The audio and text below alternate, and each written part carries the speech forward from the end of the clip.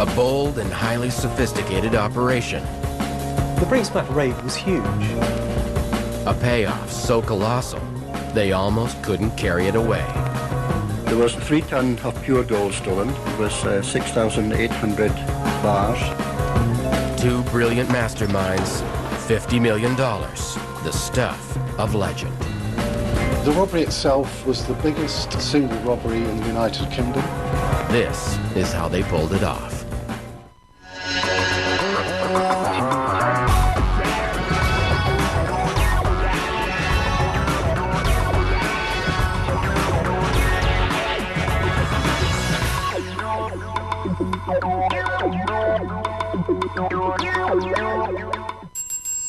November 26th, 1983, 6:30 a.m.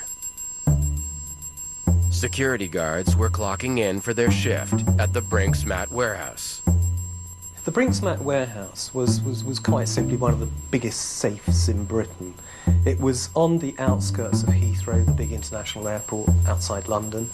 It was used for the storing of bullion, currency, and other valuables. Michael Scouse was in charge of the guards. And I was the supervisor on duty that day, which meant I was opening up the depot, issuing out the code books. That morning, guard Tony Black showed up 10 minutes late. He had an upset stomach, he explained, and headed for the bathroom. Other than that, everything appeared normal.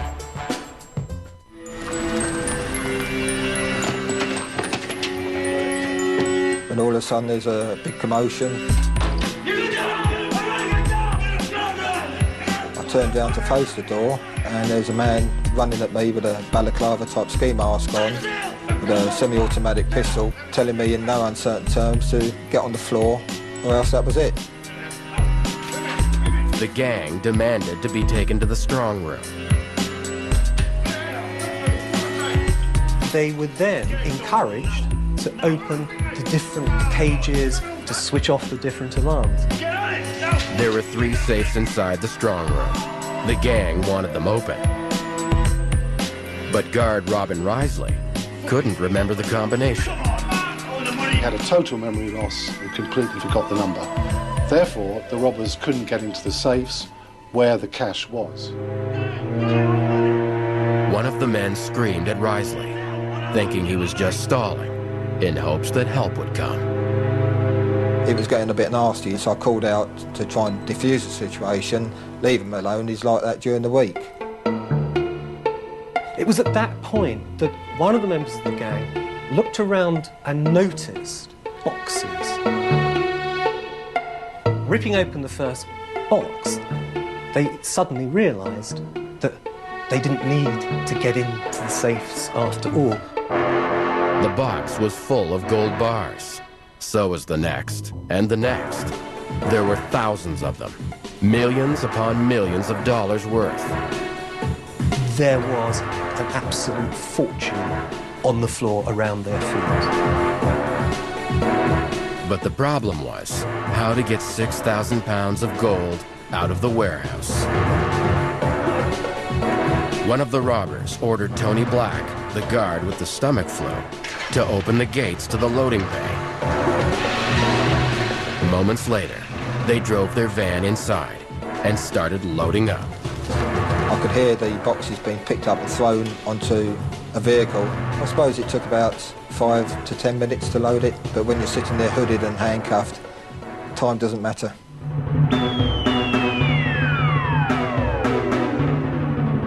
After they left, one of the other lads, Peter, was able to break free. He got to the phone and called police. Detectives from Scotland Yard raced to the scene. When we arrived, the guards were obviously very distressed by the whole situation. To be honest, it's one day I wish I'd never gone to work. $50 million in gold bullion, gone without a trace.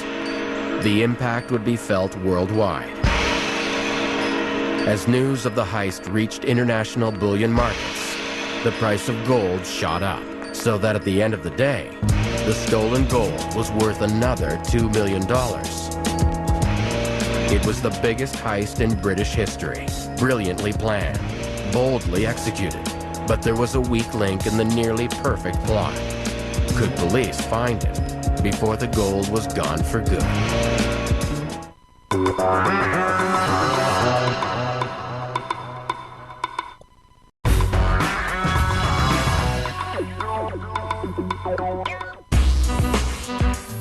In a daring and perfectly orchestrated robbery, a gang stole $50 million in gold bars from London's Brinks mat warehouse.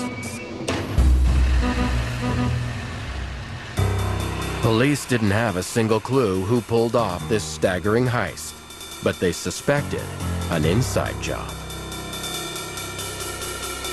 The masterminds behind the crime were Brian Robinson and Mickey McAvoy, a couple of Southeast London's finest. Southeast London, in recent decades, has been known as the pool, if you like, from which many of London's most hardened criminals emerge.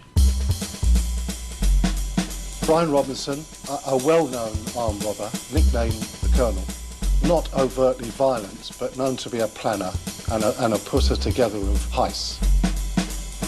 McAvoy, his strongman, ran a grocery store by day, but robbery was his passion.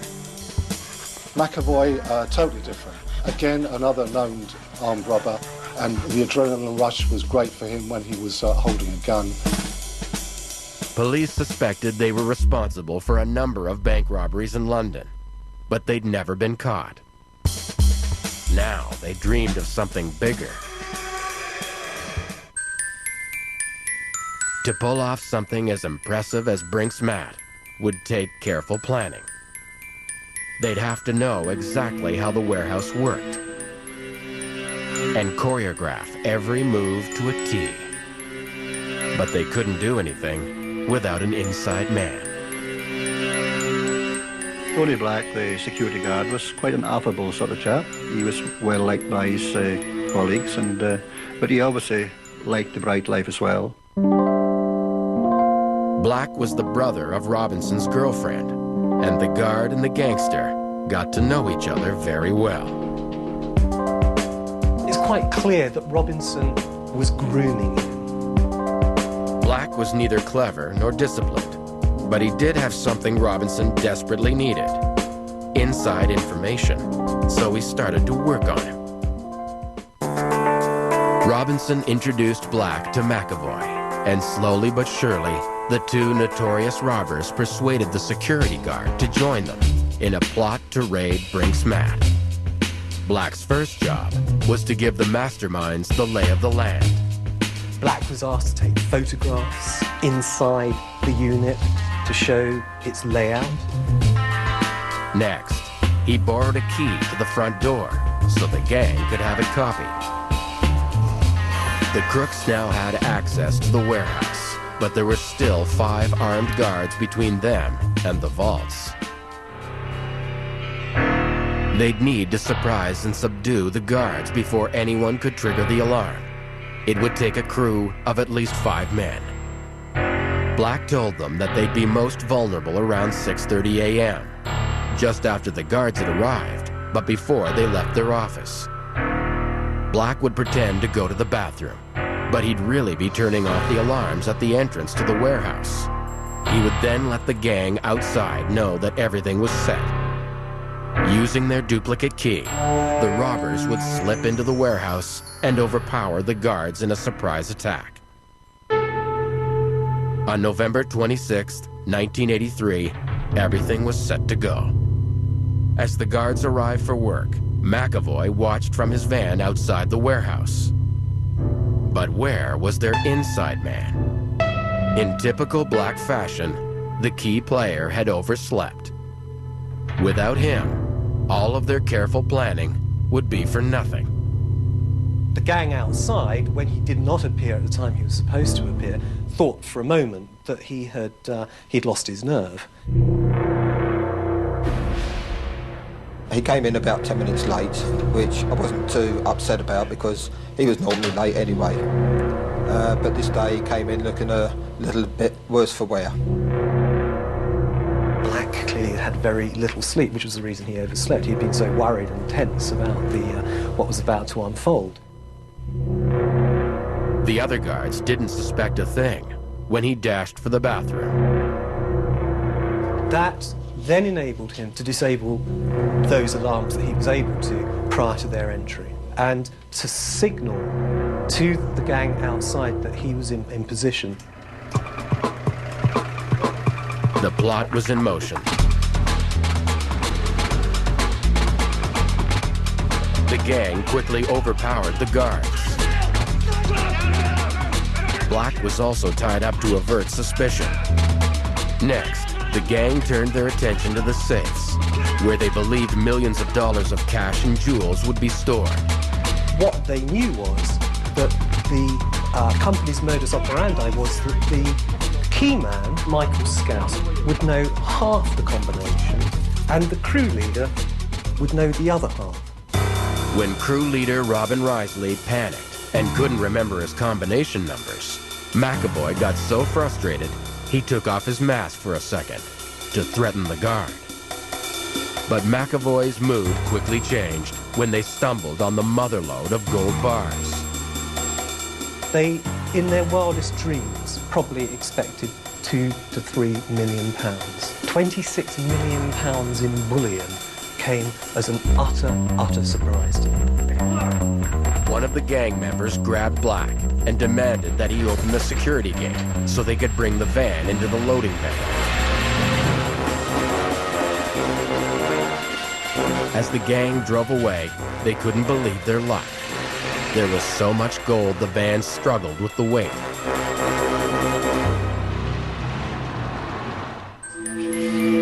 Right away, police suspected it was an inside job, and the likeliest culprit was Michael Scouse. Well, I was the chief suspect because I had the keys, I had half the combination, I had the passwords, and obviously being the supervisor on duty that day, I was the #1 suspect. The longer police focused on Scouse, the better the robbers' chance of moving the gold and getting away clean. But how would the real inside man hold up to Scotland Yard?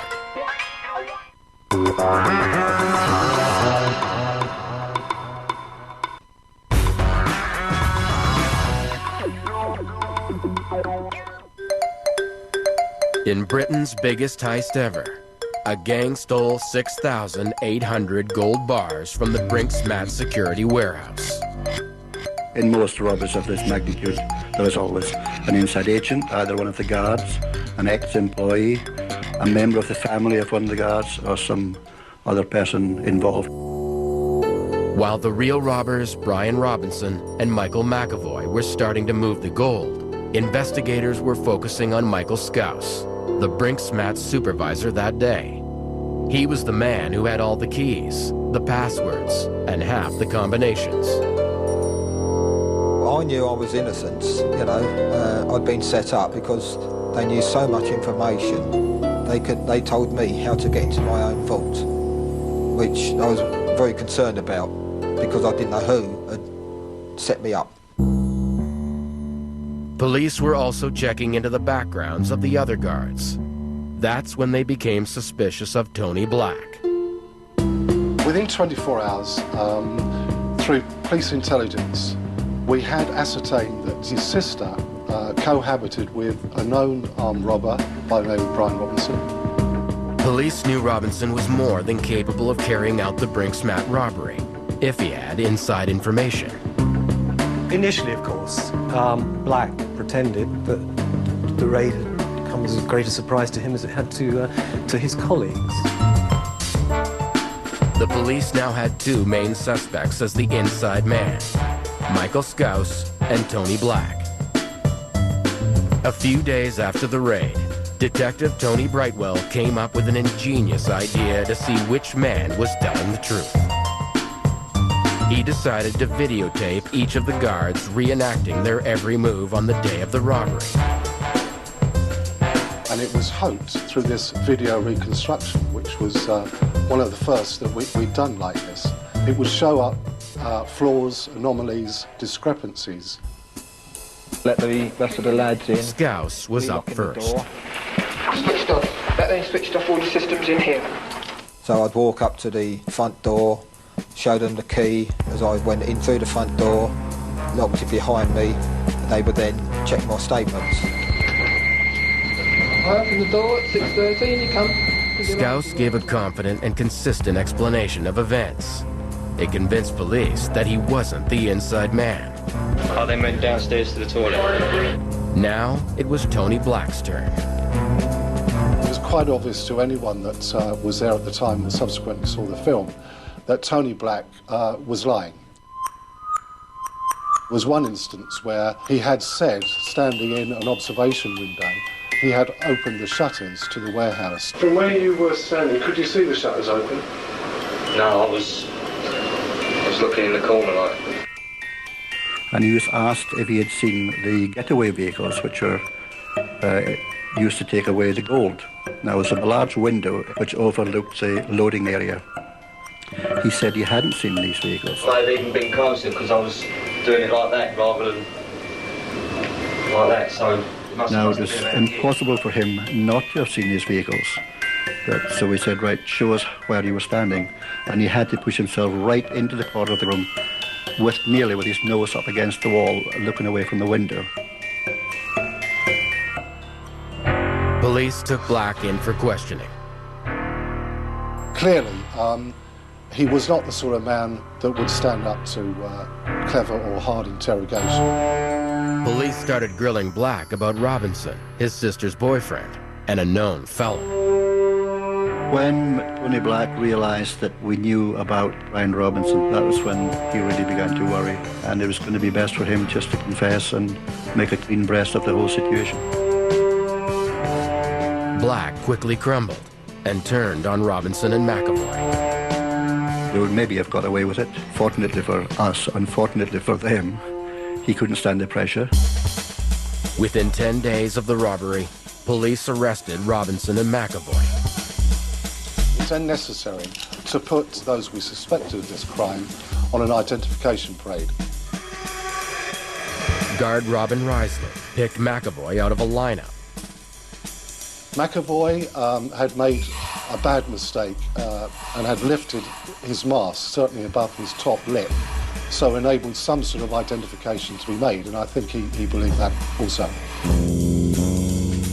Robin Risley, he identified Brian Robinson by voice. He remembered the voice, and he was sitting in another room away from the ID parade, and he heard this man repeat a certain phrase, and he told the police officer beside him, "That's one of them." For a short while, Brian Robinson and Michael McAvoy were among the richest men in Britain. Now they faced decades in a prison cell. But although the police had caught the masterminds behind the Brinks raid, $50 million in gold was still missing. Law enforcement around the world was on the lookout. But somehow, 3 tons of bullion had disappeared without a trace. Could police ever recover the missing gold mine?